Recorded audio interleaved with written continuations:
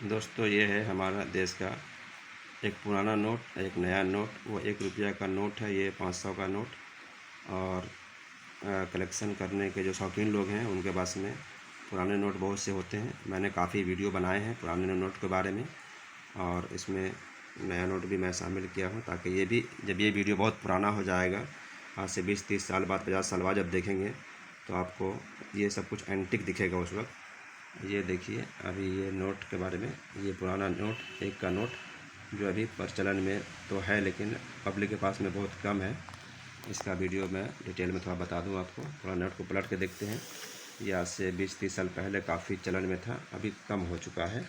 कुछ लोग रखे हैं इसको। ये कब का है, यहाँ देखिए नोट में लिखा हुआ है 1991 का है। यह देखिए, डिटेल में देखते हैं इसको। ये 1991 का है। उस समय में नोट में इस तरह से बहुत से भाषाओं में लिखे होते थे, 1 टका, और हिंदी में बांग्ला, उड़िया, पंजाबी, सिंधी, इंडिया के सारे भाषाओं में लगभग ये सब लिखे हुए हैं डिटेल। मेरे चैनल को आप सब्सक्राइब कर लें, ताकि आने वाला नया वीडियो आपको सबसे पहले मिले।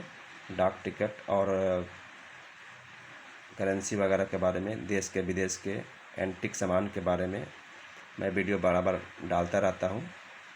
चैनल को सब्सक्राइब कर लें, ताकि नया वीडियो आपको सबसे पहले मिले। मिलते हैं नेक्स्ट वीडियो में, तब तक के लिए थैंक यू, बाय बाय।